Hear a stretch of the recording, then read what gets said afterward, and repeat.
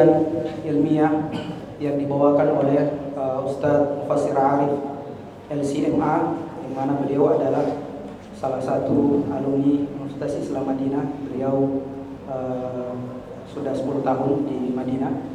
Kemudian beliau adalah mudir atau pimpinan pesantren Darul Istiqamah Pusat Maros, dan alhamdulillah beliau sudah ada di tengah-tengah kita. Untuk mempersingkat waktu dan tempat, kami mempersilakan kepada beliau.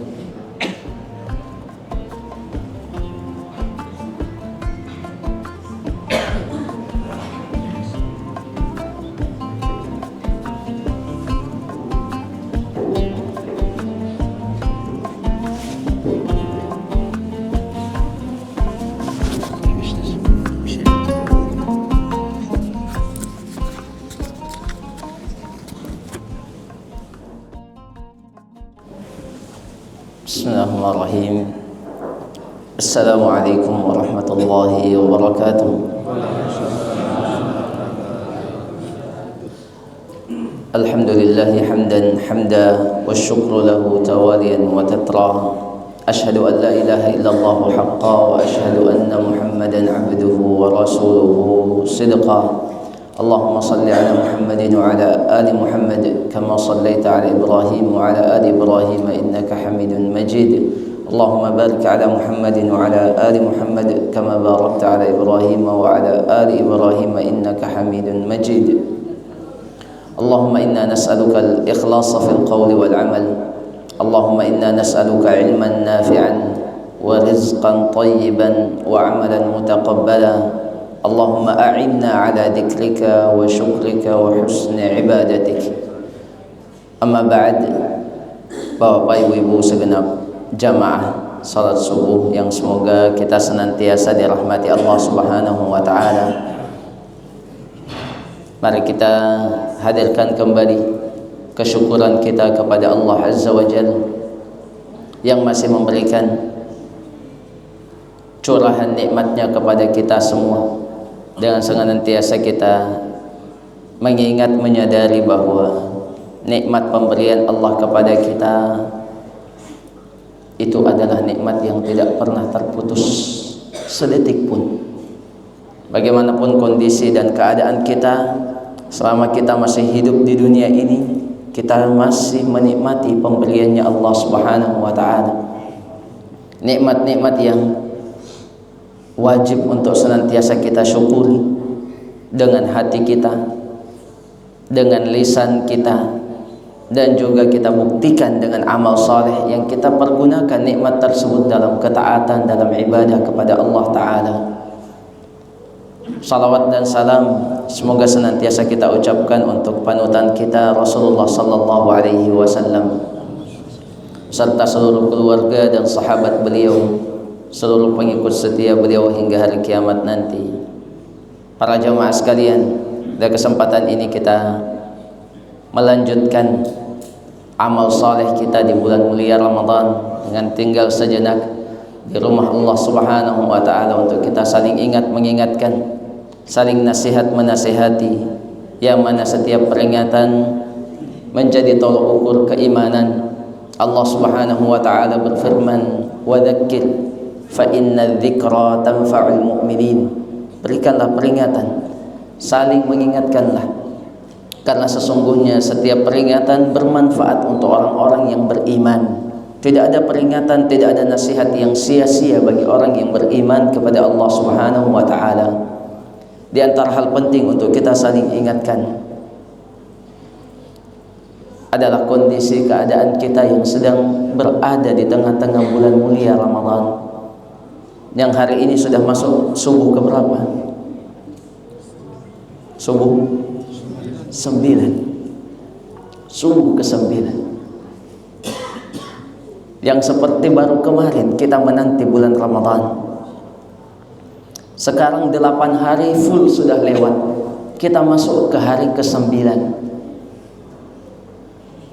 Ada pelajaran penting yang sering terlupakan berkaitan dengan hal ini. Ramadan yang hampir sepertiganya akan berlalu, Ini mengingatkan kita bahwasanya waktu itu betul-betul berjalan, bahkan berlari dengan sangat cepat. Kita nikmati ibadah di bulan Ramadan, kita nikmati suasana indahnya kehangatan dalam kebaikan di bulan Ramadan, tapi kita tidak mampu menahan 1 menit, 1 detik pun. Jangan berlalu dulu Ramadan ini. Ramadan pasti berjalan. Dan beginilah hakikat kehidupan kita. Setiap hari, setiap waktu ini berjalan terus menerus. Tidak ada yang bisa menahannya. Yang mengingatkan kita dengan pesan sabda Rasulullah sallallahu alaihi wasallam yang beliau sampaikan kepada sahabat yang mulia Abdullah ibn Umar radhiyallahu anhuma. Beliau mengatakan, kun fid dunya ka'annaka gharib aw 'abiru sabil. Jadilah engkau di dunia ini seperti orang yang asing atau orang yang sedang melakukan perjalanan. Kenapa? Karena waktu kita terus berjalan. Orang yang tidak menyadari bahwa waktunya berjalan, ini yang akan menyesal ketika sudah sampai di ujung perjalanan. Rasulullah sallallahu alaihi wasallam katakan dalam sabdanya yang lain, mali wad dunya, apa urusanku dengan dunia ini? Ma ana fid dunya illa karakibin istaghalla tahta syajaratin thumma raha wa tarakaha. Tidaklah aku di dunia ini kecuali hanya seperti seorang pengendara yang mampir sejenak di bawah pohon untuk berteduh, kemudian pergi melanjutkan perjalanan, meninggalkan pohon tadi. Jamaah, dunia ini bukan tujuan kita. Perjalanan kita masih sangat panjang, yang akan mengantarkan kita pada ujung perjalanan dunia dan melanjutkan pada perjalanan yang jauh lebih panjang setelah kematian. Ramadan dan waktunya yang berlalu menjadi pengingat. Kalau di Ramadan ini kita saling mengingatkan, oh sudah lewat lagi 1, kita sudah berpuasa 8 hari. Sebentar malam panjang umur kita akan mengatakan sudah 9 puasa yang lewat.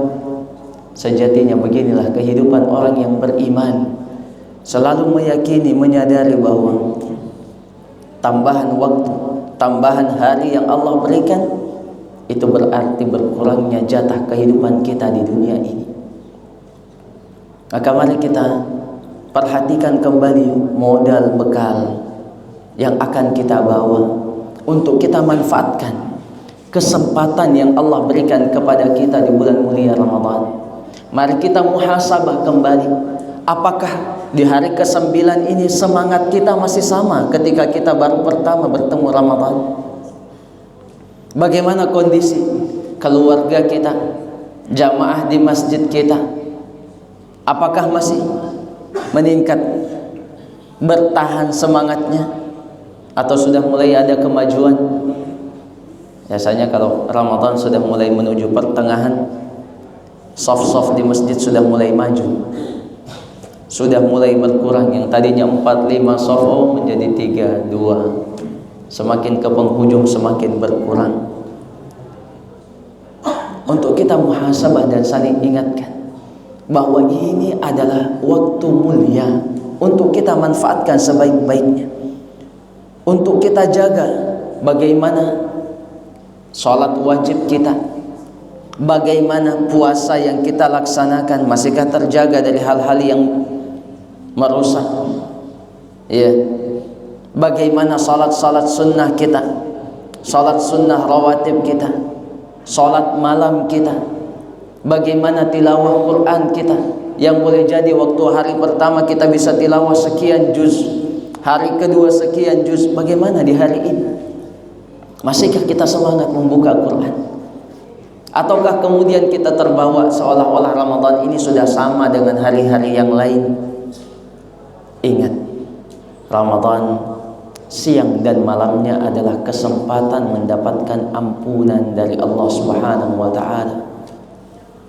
di setiap malam Ramadan, sebagaimana dikatakan Nabi sallallahu alaihi wasallam, Allah membebaskan beberapa hambanya dari neraka. Apakah kita berusaha untuk tetap mendapatkan kemuliaan dan keutamaan-keutamaan tersebut? Untuk kita segera laksanakan dan jangan ditunda-tunda. Para jamaah yang semoga dirahmati Allah Subhanahu wa taala, di antara hal yang hendaknya kita isi Ramadan kita setiap hari adalah senantiasa memohon ampun dan bertaubat kepada Allah Ta'ala, karena tidaklah kita terhalang dari melakukan ibadah, tidaklah semangat kita menurun dalam ketaatan kepada Allah, kecuali di antara penyebab terbesarnya adalah dosa dan kesalahan kita. Nabi sallallahu alaihi wasallam bersabda, "Innal 'abda idza akhta'a khati'ah nukitat fi qalbihi nuqtatun sauda." Sesungguhnya seorang hamba apabila melakukan satu dosa, satu kesalahan, akan ditorehkan titik hitam, noda hitam ke dalam hatinya. Fa idza huwa naz'a wastaghfara wa tab sukila qalbu. Kalau dia berhenti melakukan dosanya, memohon ampunan dan bertaubat kepada Allah, dibersihkan hatinya. Wa in 'ada zida fiha. Tapi kalau dia kembali tidak mau berhenti melakukan dosa, akan terus ditambahkan noda hitam di dalam hatinya, hatta ta'luwa qalbah, sampai hatinya tersebut dipenuhi dengan noda hitam. Nabi SAW katakan, wa huwa ran. Kalau sudah dipenuhi dengan noda hitam, itulah penutup hati yang disebutkan dalam firman Allah Ta'ala, kalla bal rana ala qulubihim ma kanu yaksibun. Sekali-kali Quran itu bukan dongeng, petunjuk itu bukan kata-kata yang dibuat-buat, akan tetapi hati mereka yang terhalang dari petunjuk, hati mereka yang terhalang dari melakukan ketaatan kepada Allah Subhanahu wa ta'ala karena dosa yang dilakukan. Maka hendaknya kita banyak bertaubat dan beristighfar. Jangan bosan beristighfar setiap hari. Katakan bahwasanya Nabi sallallahu alaihi wasallam tidak kurang istighfarnya dari 100 kali setiap hari. Kan dalam riwayat para sahabat yang lain ada yang mengatakan Nabi SAW dalam satu majlis istighfarnya tidak kurang antara 70 sampai 100 kali. Bagaimana dengan istighfar kita? Jangan sampai kita kalau diingatkan istighfar baru mau bertanya, apa dosaku? Apa salahku? Ingat, kita semua adalah pendosa. Nabi SAW yang katakan, kullu bani Adam khata'. Semua manusia selalu melakukan dosa dan kesalahan. Kan tetapi wa khairul khatta'ina at-tawwabun. Sebaik-baik orang yang sering melakukan kesalahan adalah mereka yang sering bertaubat kepada Allah Subhanahu wa taala. Karena Allah perintahkan kita untuk bertaubat. Ya ayyuhalladzina amanu tubu ilallahi taubatan nasuha. Wahai orang yang beriman, bertaubatlah kalian kepada Allah dengan sebenar-benarnya taubat. Dalam ayat yang lain Allah Ta'ala katakan, wa tubu ilallahi jami'an ayyuhal mu'minuna la'allakum tuflihun. Dan bertaubatlah kalian semua, wahai orang-orang yang beriman, niscaya kalian akan beruntung. Di antara keuntungan yang didapatkan orang yang bertaubat kepada Allah Ta'ala, ketika hatinya dibersihkan dan diizinkan untuk mendapatkan petunjuk Allah Subhanahu wa ta'ala, dimudahkan baginya untuk melaksanakan ketaatan, dimudahkan baginya untuk melaksanakan kebenaran yang sampai kepadanya.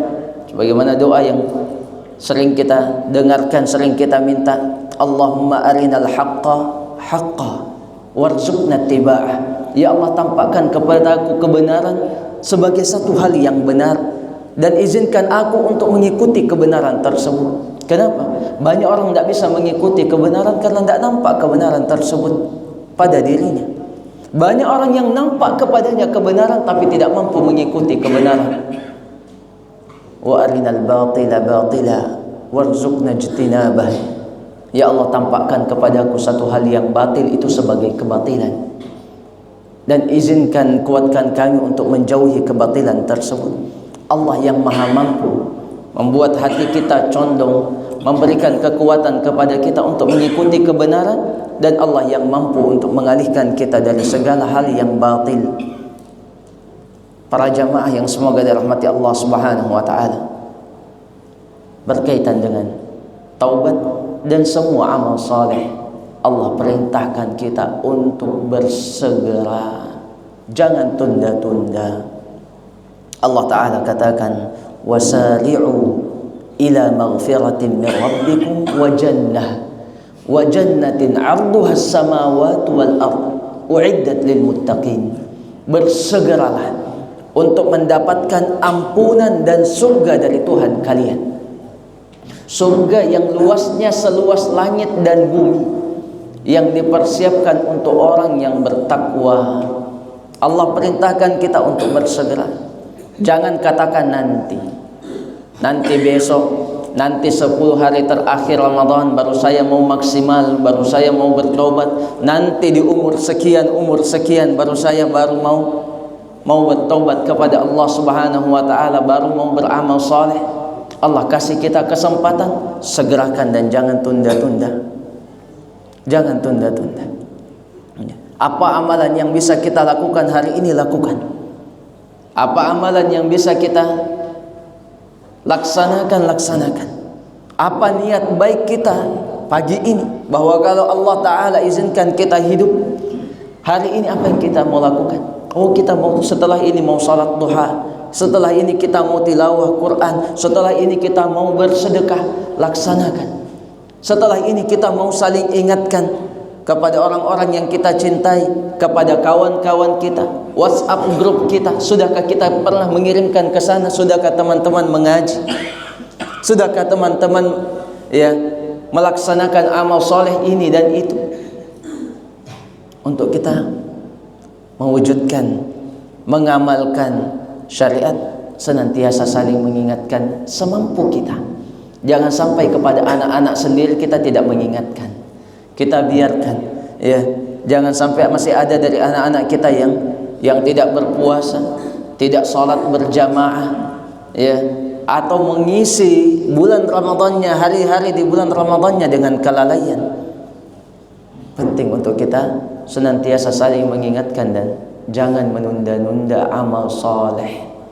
Ibnu Umar radhiyallahu anhuma ketika mendengarkan hadits Nabi sallallahu alaihi wasallam tadi, jadilah engkau di dunia ini seperti orang asing atau orang yang sedang melakukan perjalanan jauh.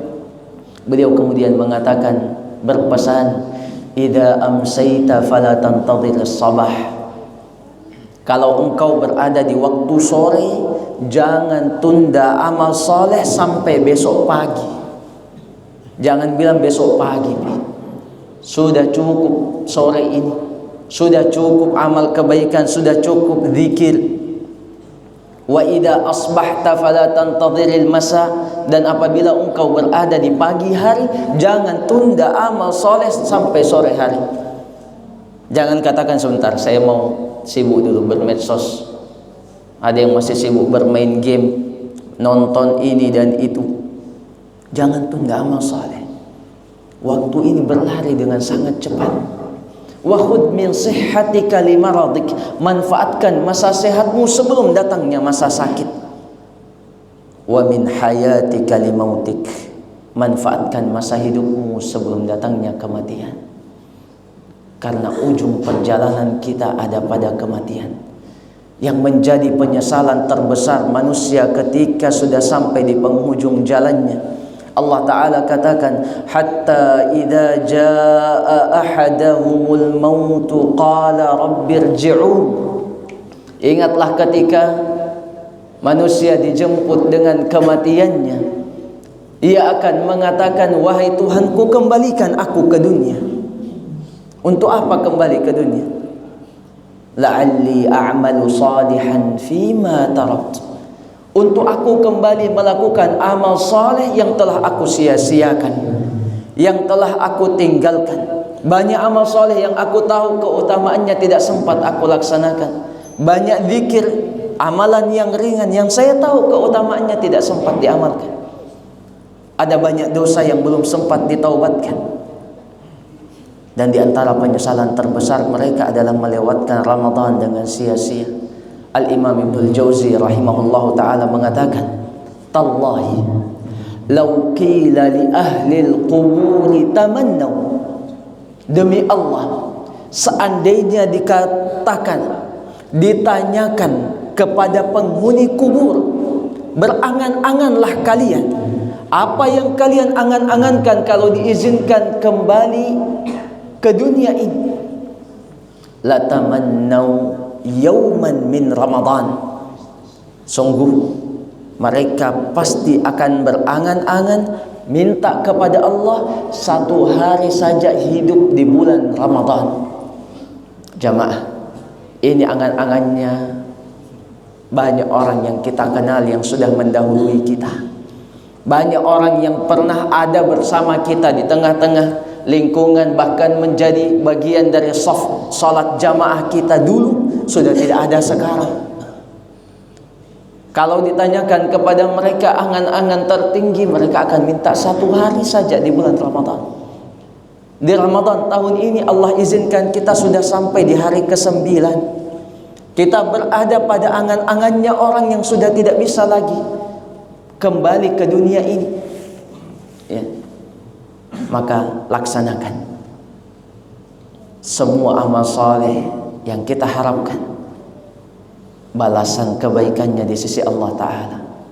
Ingat ayat yang dibaca imam tadi, in ahsantum ahsantum li anfusikum wa in asatum falaha. Apabila kalian melakukan kebaikan, kebaikan itu untuk diri kalian sendiri. Apabila kalian melakukan keburukan, keburukan itu pun untuk diri kalian sendiri. Dalam ayat yang lain Allah katakan, man amila salihan falinafsih wa man asaa fa'alaiha. Siapa yang melakukan amal saleh, amal salehnya untuk dirinya sendiri. Jangan katakan saya berinfak berarti orang lain yang mendapatkan keuntungan, bukan. Infak sedekah kita itu untuk diri kita sendiri. Sebaliknya, kalau melakukan keburukan, melakukan kezaliman, itu pun kembali pada diri kita sendiri. Hal yang mengingatkan dan mendorong kita untuk beramal saleh dan berhenti stop melakukan dosa. Yang diingatkan, diseru oleh para malaikat setiap malam di bulan Ramadan, sejak malam pertama. Yang Nabi SAW katakan, wa yunadi munadin. Di malam Ramadan ada penyeru yang senantiasa mengatakan, ya baghiyal khair aqbil. Wahai orang-orang yang punya niat baik, punya semangat dalam kebaikan, persembahkan kebaikan kalian, segerakan, jangan ditunda-tunda. Wa ya baghiyasy syarri aqsir. Wahai orang yang punya niat buruk di dalam hatinya, stop, jangan laksanakan keburukan itu. Ini adalah saat yang mulia untuk kita manfaatkan. Jangan sampai kita masuk dalam golongan orang yang menyesal, yang disebutkan dalam firman Allah di surat Al-Mulk, wa qalu law kunna nasma'u aw na'qilu ma kunna fi ashabis sa'ir fa'tarafu bidzanbihim fasuhqan li ashabis sa'ir. Mereka mengatakan, seandainya dulu kami di dunia mau mendengar, seandainya dulu di dunia kami mau berfikir sehingga mengikuti petunjuk, mengikuti kebenaran, niscaya kami tidak akan masuk ke dalam neraka yang menyala-nyala ini. Di akhirat nanti mereka baru mau mengakui kesalahannya, baru mau mengakui dosanya. Maka sungguh celaka orang yang sudah dilemparkan ke dalam api neraka. Ini penyesalan terbesar. Hendaknya kita menjadikan tujuan utama kita adalah ucapan indah yang dikatakan oleh penghuni surga ketika pertama kali menginjakkan kakinya ke dalam surga yang penuh kenikmatan. Wa qalu alhamdulillahilladzi hadana li hada wa ma kunna linahtadiya laula an hadana Allah. Laqad ja'at rusul rabbina bil haqq wa nudu an tilkumul jannatu urithumuha bima kuntum ta'malun. Penghuni surga nanti akan mengatakan, alhamdulillah, segala puji bagi Allah yang telah memberikan petunjuk kepada kami sampai kami bisa menginjakkan kaki ke surga. Dan tidak ada yang bisa memberikan petunjuk kepada kami kecuali petunjuknya Allah Ta'ala. Sungguh telah datang kepada kami utusan-utusannya Allah, lalu kami ikuti petunjuknya, dan dikatakan kepada mereka di hari kiamat nanti oleh para malaikat, antilkumul jannah, itulah surga tempat kembali kalian, bima kuntum ta'malun, atas apa yang sudah kalian amalkan dari kebaikan dan amal saleh. Ini harapan kita. Maka hendaknya kita berusaha mengikuti petunjuk Allah. Ingat, kita bisa melaksanakan segala ketaatan, mengisi Ramadan dengan kebaikan, itu karena petunjuknya Allah. Jangan kita katakan, oh karena saya memang yang soleh, saya memang yang hebat. Para sahabat akan dinisbatkan kepada Nabi alaihi salatu wassalam ungkapan syair yang indah. Beliau mengatakan di perang Ahzab, wallahi laulallahu mahtadaina wala tasaddaqna wala sallaina. Demi Allah, kalau bukan karena Allah, kita tidak dapat petunjuk. Kita akan sia-siakan waktu dan ibadah kita. Kita akan sia-siakan hari kita, bahkan Ramadan kita. Kalau bukan karena Allah, kita tidak bisa bersedekah dan tidak bisa melaksanakan ibadah sholat. Semuanya karena Allah Ta'ala. Maka hendaknya kita banyak berdoa. Setiap kali iman kita turun, setiap kali kita rasakan dan sadari bahwa amal soleh kita di hari ini, di Ramadan ini menurun, kita minta kepada Allah, Allahumma a'inni ala dzikrika wa syukrika wa husni ibadatik. Ya Allah, bantu aku untuk bisa selalu berzikir kepadamu. Bantu aku untuk bisa senantiasa mensyukuri nikmat-Mu. Bantu aku untuk bisa beribadah dengan baik kepadamu. Karena tanpa bantuan Allah kita tidak ada apa-apanya. La haula wa la quwata illa billah. Kita tidak punya kekuatan dan daya upaya apapun itu kecuali yang diberikan Allah kepada kita. Para jamaah sekalian, mungkin ini yang dapat kita saling ingatkan pada kesempatan yang mulia ini. Mudah-mudahan bermanfaat untuk saya pribadi dan untuk kita semua, untuk kemudian berusaha memaksimalkan ibadah dan amal soleh kita di sisa-sisa Ramadan, yang semoga Allah tetap memanjangkan umur kita, memberikan kepada kita keimanan, kesehatan, keamanan, sehingga kita bisa mengisi waktu-waktu yang mulia ini dengan kebaikan dan ketaatan, dengan penuh keikhlasan kepada Allah Subhanahu wa Ta'ala. Nah, kita dulu soal mana? Sebelum ditutup, apabila ada tanya jawab atau? Nah, silakan. Assalamualaikum warahmatullahi wabarakatuh. Waalaikumsalam. Alhamdulillah, ini bagi ketimbangan minas solihah. Allahumma sholli ala sayyidina Muhammad nabiyil ummi wa alihi wasallam. Nama saya Ahmad Farul Ahmad. Saya Ustaz begini. Jadi saya tadi mendengar Ustaz membahas tentang masalah hati. Yang saya ada sedikit ganjalan itu Ustaz. Dalam sebuah hadis qudsi, Allah itu berfirman seperti ini. Sesungguhnya kesombongan itu adalah sarung, sementara keangkuhan itu adalah kain. Barang siapa yang berlomba-lomba denganku, maka akan kumasukkan dia ke dalam neraka. Nah, pertanyaan saya begini Ustaz. Selama ini banyak orang yang tidak mengerti apakah arti dari kesombongan yang sebenarnya. Kesombongan yang saya maksud ini, bagaimana penjelasan dan definisi dari Nabi, bagaimana apa yang di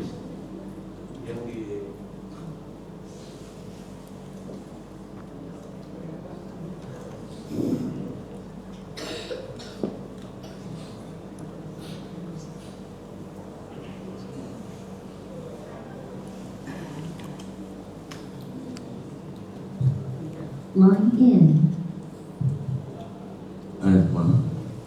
Apakah yang dimaksud dengan kesombongan dari definisi dari Nabi yang sebenarnya? Nah, itu saja Ustaz. Saya terus terang sudah lama saya pikirkan itu. Baik, jazakumullah khair. Assalamualaikum warahmatullahi Assalamualaikum warahmatullahi wabarakatuh.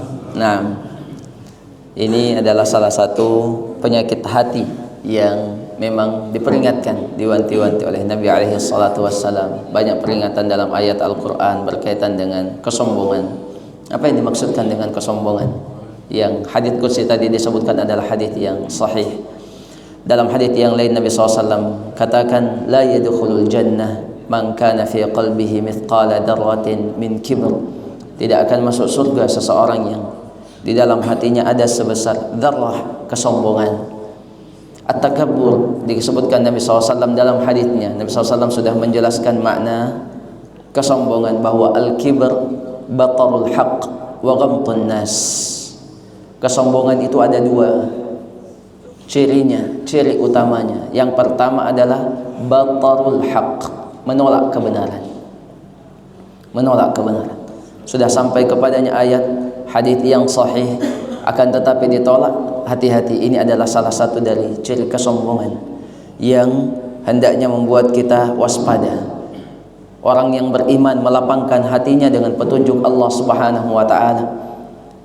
Allah taala berfirman, "Wa ma kana lil mu'minin wala mu'minatin idza qada Allahu wa rasuluhu amran ay yakuna lahumul khiyaratu min amrihim." Tidak layak bagi orang yang beriman, baik yang laki-laki ataupun perempuan, apabila sudah sampai kepadanya ketetapan Allah, hukum Allah dan Rasulnya, kemudian dia keluar dari petunjuk tersebut. Ya. Dan banyak ayat yang lain yang menunjukkan hal ini. Yang kedua, ciri yang kedua dari kesombongan adalah wa ghamtun nas, yang kita fahami, yaitu merendahkan sesama manusia, menganggap diri lebih hebat, lebih baik dibandingkan dengan orang lain. Ya, merendahkan orang lain. Ini adalah ciri yang kedua dari kesombongan. Ya, yang insya Allah ini difahami ya oleh kita semua. Kan tetapi yang pertama tadi menolak kebenaran, ini yang seringkali terlupakan. Maka orang yang ingin membersihkan hatinya dari kesombongan hendaknya memperhatikan apakah di dalam hatinya sudah bersih dari dua ciri tersebut. Ya, apakah dia senantiasa melapangkan dadanya dalam menerima petunjuk Allah, petunjuk Nabi alaihi salatu wassalam? Sudahkah dia merendahkan atau tidak merendahkan orang lain? Dia menjadikan, selalu menganggap orang lain lebih baik. Di antara nasihat para ulama dalam hal ini adalah ketika engkau melihat orang yang lebih tua, untuk menghilangkan kesombongan dalam artian merendahkan orang lain, ketika engkau melihat orang yang lebih tua, katakan pada dirimu bahwa orang ini lebih duluan beramal soleh daripada saya, lebih banyak amal solehnya. Ya, saya tidak ada apa-apanya dengan beliau. Kenapa? Beliau lebih duluan lahir, lebih duluan beramal soleh. Dan apabila engkau melihat orang yang lebih muda, lihat anak kecil, jangan rendahkan anak muda, anak kecil. Ya, katakan kepada diri kita, anak ini lebih sedikit dosanya daripada saya. Saya lebih duluan berdosa daripada dia. Ya, yang membuat kita tidak merendahkan orang lain dalam kondisi dan keadaan apapun itu. Sampai pun kita melihat orang yang ya boleh jadi memiliki kekurangan, sampai kekurangan dalam fisiknya sekalipun, kita lihat bahwa boleh jadi itu adalah penggugur dosanya. Dia tidak melakukan dosa dengan fisiknya tersebut. Ya, yang membuat kita betul-betul menghilangkan semua sebab yang bisa membuat kita merendahkan orang lain di dalam hati kita. Itu makna kesombongan yang disebutkan oleh Nabi alaihi salatu wassalam. Wallahu ta'ala a'lam. Nah, saya ada mungkin? Ya, saya. Oh ya. Assalamualaikum warahmatullahi wabarakatuh. Assalamualaikum warahmatullahi wabarakatuh. Yang hendak saya tanyakan Ustaz adalah aktivitas sehari-hari di masjid. Anak-anak adalah bagian dari jamaah sholat. Ya. Cuma terkadang terjadi, dan memang semestinya anak-anak itu dikenalkan masjid sejak dini. Namun kadang-kadang terjadi anak-anak kita masuk dalam shaf, dan kebetulan anak yang belum tamis, sementara sholat berjalan meninggalkan tempatnya, meninggalkan shaf, misalnya berlari-lari. Nah, apakah ini masuk kategori shaf yang terputus Dan bagaimana halnya yang kita berada di belakang, apakah ada kewajiban untuk mengisi saf itu atau tetap membiarkannya? Demikian. Iya, jazakumullah khairan. Nah, betul. Dalam hal ini sebagian dari jamaah kaum muslimin ya ada yang memahami, dan itu betul bahwa anak-anak harus dikenalkan, dibiasakan dengan masjid sejak dini ya, dibiasakan dengan suasana sholat berjamaah, suasana masjid dan seterusnya. Ada juga sebaliknya, karena tidak mau terganggu berarti nanti saja ke masjid ya di usia yang sudah lebih besar dengan alasan nanti mudah diatur dan seterusnya. Padahal berkaitan dengan hal ini, kita sebagai jamaah masjid mesti sama-sama memahami bahwa anak-anak tetap harus dikenalkan dengan masjid sejak dini. Itu yang pertama. Biasakan anak kita dengan masjid. Jangan buat mereka takut ke masjid. Mau ke masjid takut, kenapa? Nanti saya dimarahi, nanti saya begini, nanti begitu. Jangan sampai terbawa hal tersebut sampai usia dewasanya, usia baliknya, usia di mana dosa mereka sudah dihitung.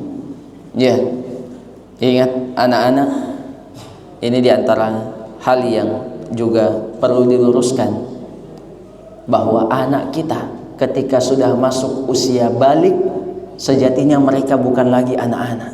Kenapa? Catatan dosanya sudah mulai dihitung.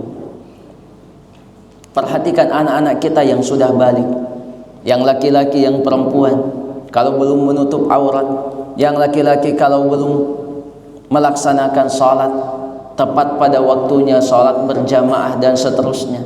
Ingat, dosa mereka sudah dihitung.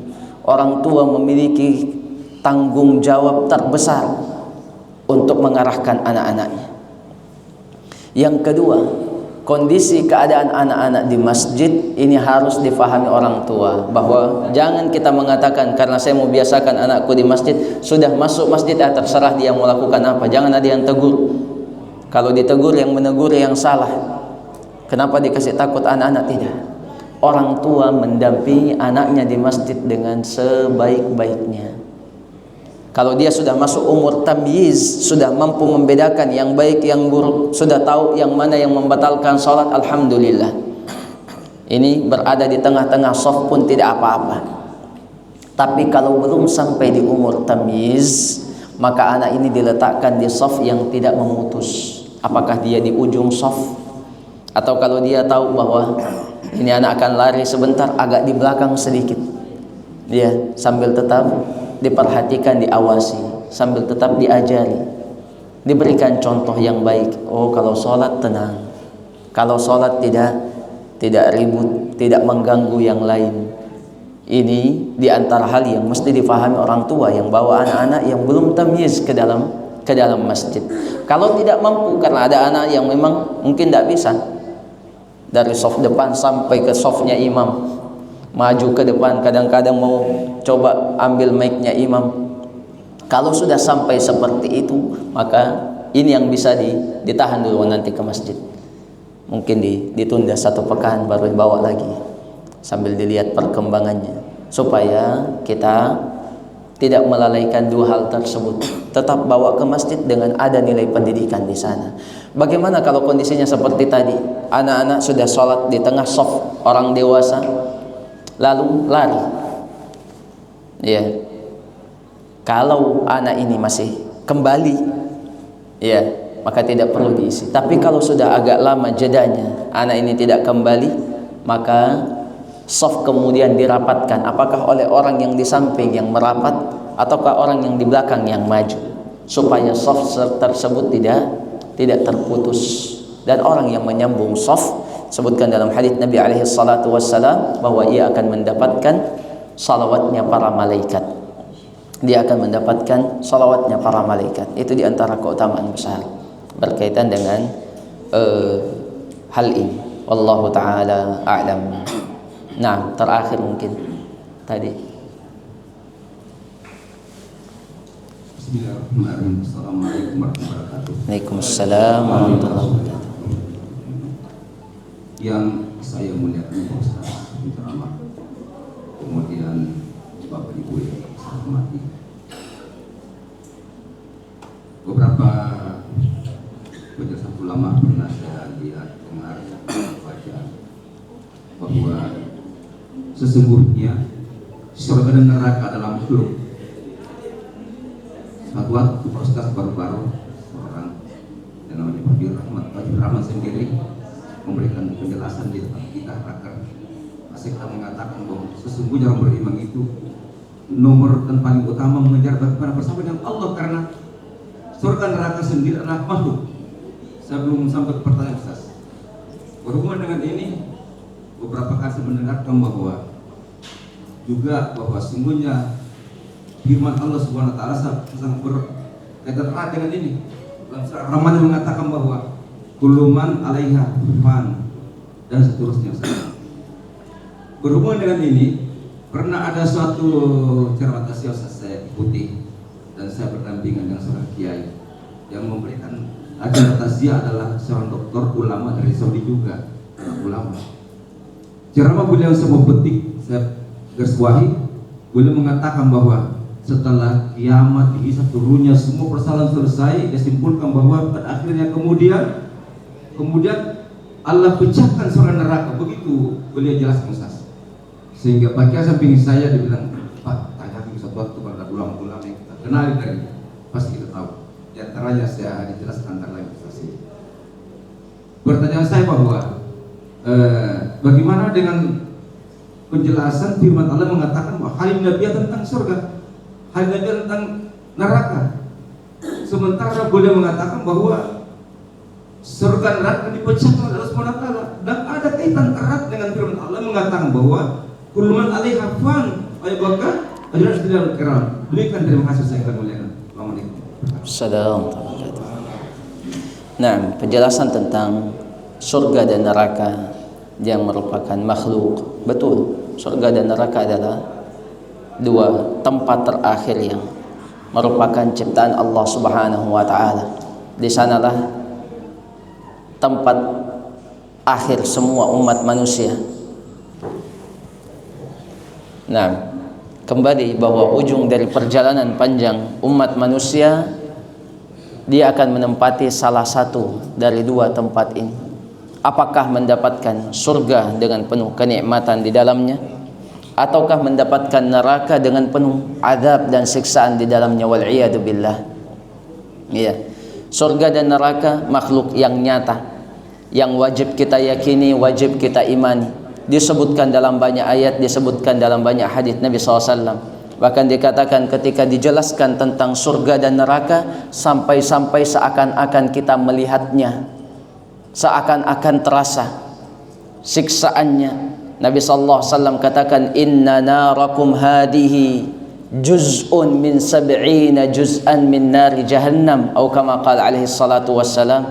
Nabi SAW ketika memperlihatkan api kepada para sahabatnya, beliau SAW mengatakan, sesungguhnya api kalian ini, api yang kalian saksikan di dunia ini hanya satu bagian dari 70 bagian panasnya api neraka. Sesuatu yang sangat mengerikan, dijelaskan dalam banyak ayat.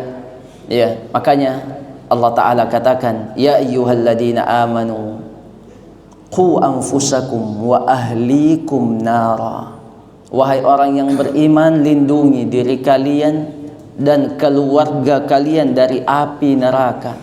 Kenapa api neraka itu dahsyat? Jaga diri dan keluarga dari api neraka. Nabi SAW sampai mengatakan, ittaqun nara walau bisyikki tamrah. Jadikanlah pelindung antara diri kalian dengan api neraka, meskipun dengan sedekah sepotong kurma. Kita jadikan semua kebaikan apapun itu yang dapat menjauhkan kita dari api neraka. Begitu pula dengan surga. Allah Ta'ala katakan, fala ta'lamu nafsun ma ukhfiya lahum min qurrati a'yun jazaan bima kanu ya'malun. Allah atau seseorang tidak mengetahui apa yang disembunyikan Allah untuknya dari nikmat yang menyejukkan hatinya sebagai balasan atas apa yang sudah mereka lakukan di dunia. Nikmat di surga. Allah Ta'ala katakan dalam hadits qudsi, a'dadtu li'ibadiyas salihin, aku telah persiapkan untuk hamba-hambaku yang saleh kenikmatan di surga, ma la ainun ra'at, kenikmatan yang tidak pernah dilihat oleh matanya, wala udunun sami'at, kenikmatan yang tidak pernah terdengar oleh telinganya, wala khatara ala qalbi bashar, dan kenikmatan yang tidak pernah terbesit di dalam hatinya. Nikmat yang besar. Surga dan neraka adalah dua perkara yang gaib, tidak kita saksikan secara langsung saat ini di dunia. Dan semua perkara yang gaib menjadi kaedah utama untuk kita fahami. Semua perkara yang gaib bisa kita ketahui dan yakini sesuai kabar yang sampai kepada kita dari Al-Quran atau hadits Nabi Sallallahu Alaihi Wasallam.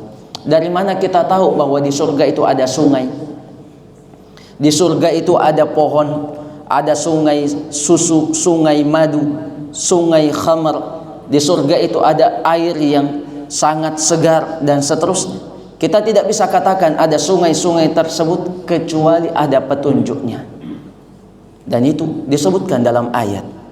Maka berkaitan dengan surga dan neraka, kita tidak bisa katakan sesuatu apapun kecuali kita punya landasan yang jelas. Ketika dikatakan bahwa surga dan neraka nanti akan dihancurkan oleh Allah Subhanahu wa Ta'ala, maka kita tanyakan, di mana dalilnya? Karena tanpa dalil seseorang bisa mengatakan apa saja yang dia mau bilang. Iya. Padahal ini perkara yang gaib, tidak ada yang pernah lihat, tidak ada yang pernah kunjungi secara langsung. Iya. Yang pernah mengunjunginya secara langsung hanya Nabi Sallallahu Alaihi Wasallam, yang kemudian ya menyebutkan hal-hal yang beliau SAW saksikan di surga dan di neraka, yang menjadi peringatan, yang menjadi petunjuk untuk kita bersemangat dan bersegera meraih surga, dan petunjuk untuk menjauhi neraka. Maka wallahu ta'ala alam, saya belum pernah mendapatkan dalil petunjuk dari Al-Quran ataupun hadits Nabi SAW yang mengatakan bahwa surga dan neraka itu dihancurkan. Penjelasan para ulama bahwasanya semua yang ada di dunia ini akan fana, semuanya akan hancur. Kaitannya hal-hal yang berkaitan dengan kehidupan manusia di dunia ini. Kemudian dijelaskan pula bahwa ada hal-hal yang kekal, yang terjaga, tidak hancur, yang dikecualikan oleh Allah Subhanahu wa Ta'ala, ya, dan menjadi kesimpulan dan penjelasan para ulama yang dilandasi dengan dalil seperti arsy, ya, surga dan neraka pula masuk di sana, bahwa surga dan neraka sudah ada dan akan tetap ada dan menjadi hujung dari perjalanan kehidupan kita semua. Yang tugas kita selama hidup di dunia ini adalah memikirkan apakah kita masih tetap berada dalam rel dan jalan menuju surga, atau kita sedang berada di luarnya untuk segera kembali. Untuk segera kembali. Untuk tugas kita juga di dunia untuk senantiasa memohon kepada Allah Ta'ala, Allahumma inni as'alukal jannah, ya Allah, aku mohon kepadamu masukkan aku ke dalam surga. Wa a'udzu bika minan nar, ya Allah, jauhkan aku dari neraka. Ya. Ini tugas utama kita. Beramal saleh untuk kemudian mendapatkan kenikmatan di dalam surga, dan nikmat tertinggi dalam surga adalah mendapatkan ridha Allah Subhanahu wa Ta'ala dan melihat wajahnya yang mulia. Yang ini pun kita katakan sebagai nikmat tertinggi karena disebutkan oleh Nabi alaihi salatu wassalam dalam haditsnya yang sahih. Nah, mungkin itu, wallahu ta'ala a'lam. Para jamaah sekalian, mungkin ini yang bisa kita saling ingatkan. Alhamdulillah waktu syuruk dan awal waktu duha sudah masuk, ya. Kita saling ingatkan untuk melanjutkan amal saleh, amal kebaikan di bulan yang mulia ini. Kita saling ingatkan kepada orang-orang yang kita cintai Jangan lalaikan waktu, menit demi menit, bahkan detik demi detik di bulan Ramadan dalam kebaikan, dalam ketaatan. Bahkan saat istirahat sekalipun, kita niatkan istirahat kita untuk lebih segar setelah bangun, dan ya diizinkan Allah ketika kita bangun untuk lanjutkan lagi kebaikan yang lain, sehingga semua aktivitas kita bernilai pahala di sisi Allah Subhanahu wa taala. Mohon maaf bila ada kesalahan. Sallallahu ala nabiyina Muhammadin wa ala alihi wa sahbihi ajma'in. Subhanakallahumma wa bihamdik, asyhadu an la ilaha illa anta astaghfiruka wa atubu ilaik. Wassalamu alaikum warahmatullahi wabarakatuh.